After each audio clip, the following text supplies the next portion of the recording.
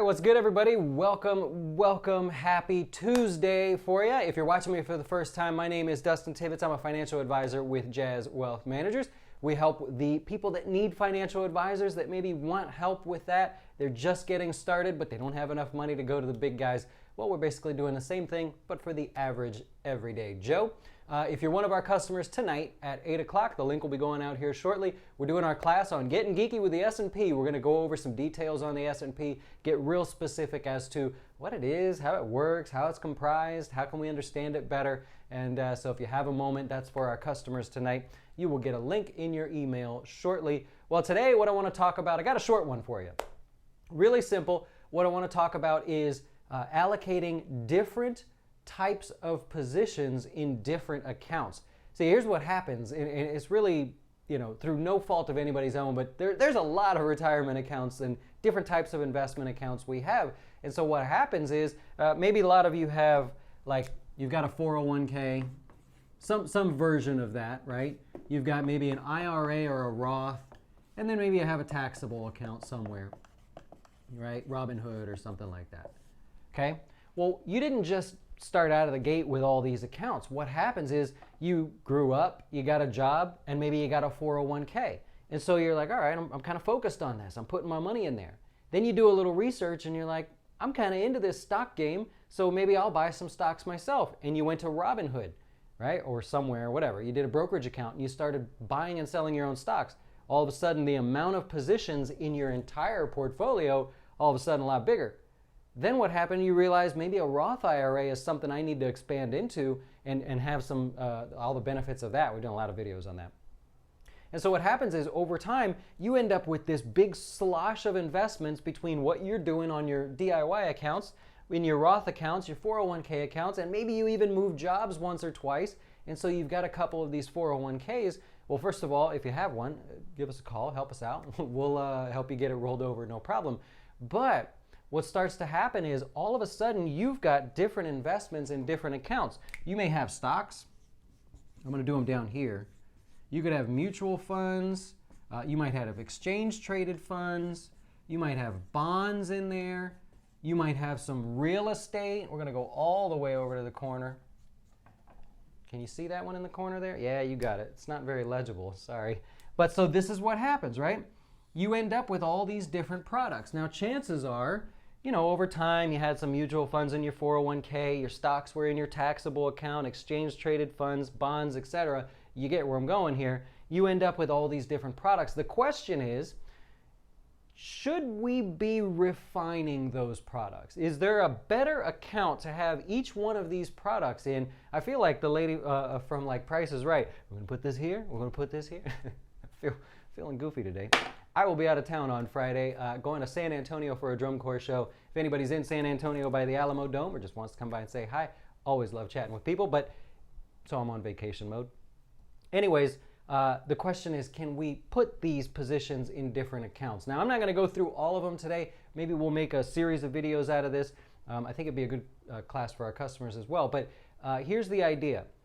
As you have more and more positions and more accounts through no fault of your own, we want to make sure that these are going into the best vehicles possible. See, some of these are called tax efficient and some of these are tax inefficient, meaning they're just going to cost you more in taxes. So we want to play games to sort of offset them. And the most popular one are REITs.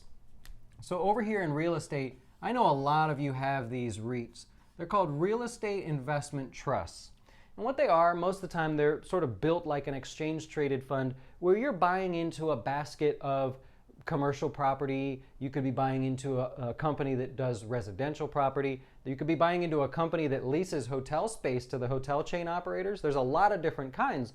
And so what happens is, in a REIT, the company, as they form themselves, to trade publicly, they're required to give back most of their profits to their shareholders in the form of dividends. And so what happens is most of them are around 90%. So, and when I say profits, I mean the income that they generate from this rental property. And so most of these companies pay that back in the form of dividends. Well, that's not very tax efficient for you. So one of the things you want to keep in mind is if you have a REIT, it's great exposure to inflation, right? It's great exposure to real estate, obviously. You know why, by the way? Why is it real estate REITs a great exposure to inflation? Right? If you think inflation's about ready to start moving higher, why are REITs a great place to go? Does anybody know? You want to leave a comment below? It's too late. I'm going to tell you. Think about it. If inflation's higher, rents are higher. If rents are higher, then the companies or the REITs that are managing these properties are collecting more in rents. Well, they have to pay it out to you or pay the majority out to you. And so therefore, you know, hey, if people are renting out houses for more and more, renting out apartments, whatever it is, that money's coming to you. And so as inflation creeps up, so does rent, so does your income. So it's a great hedge against, not hedge against inflation, but it's a great way to participate.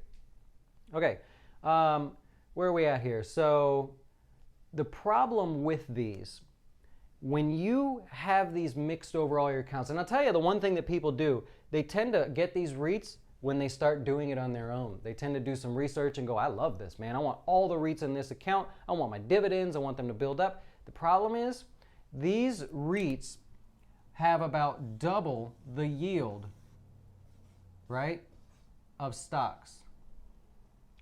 So they've got and that's wrong. So they have about double the yield of stocks. And so you're getting this quarterly coming into your account. If you've got it in this account here, what does that mean?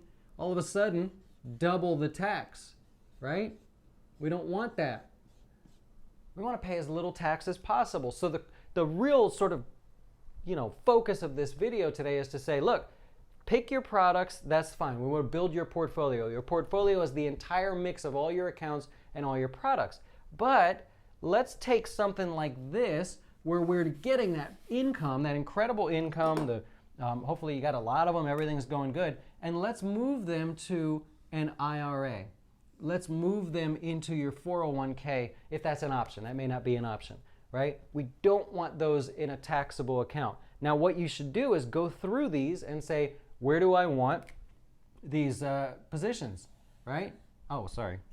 So your bonds, we're going to do the same thing. Wrong one. Right? We're going to try to move your bonds into your IRA, your 401k if it's there for you, okay? So go through each one of these and do this. Now, who should be doing this, by the way? If you're just getting started and you just put $100 in your account and you're, all excited, you're going to keep doing the $100 a week or month or whatever, not time, right? We're not quite there yet. Not such a big deal. As you grow, right, that's where you want to do it. So if you find yourself in a high marginal tax rate, we need to do this, right? We need to go through and take a look. If you live in California or New York, high state taxes, you need to do this, right? It's something you need to focus on. If you expect lower income taxes in retirement, you need to do this, right? It's going to take you a little bit. If you're one of our customers, I'll do it for you, but you need to go through and look at it and see where do we tweak, right? Because what happens is that account that's $100 you started with or whatever, it's growing, it's growing, it's growing. All of this is growing.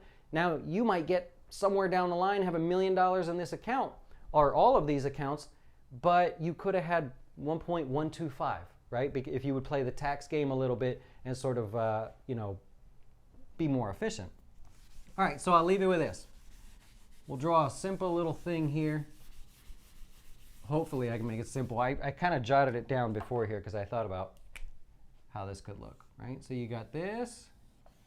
You're going to have your taxable account over here, and you're going to have your IRA and 401k and stuff over here, okay? So from one end to the other, all right? So I wrote this down to kind of think about how you would do this. Anything that you would call index related, this could be what would you call it? You'd call it your mutual funds, your index mutual funds.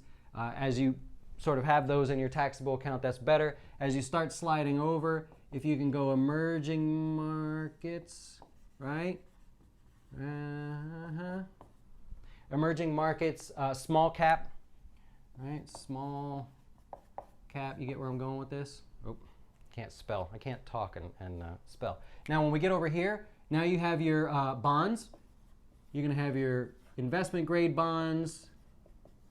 You're going to have your international bonds, right? And then I did a poor job here, but REITs, right? REITs, TIPS, if that's what you're familiar with.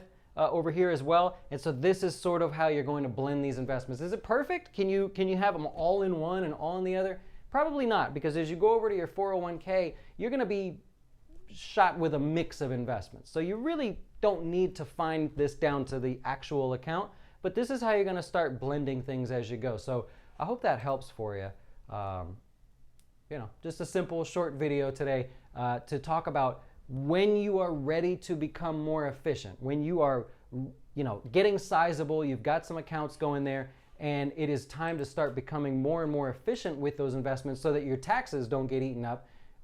Then this is where you want to go. Okay, high income. If you have live in a state with state income taxes, California, New York stick out, or if you expect lower income taxes in retirement, take a minute and figure it out.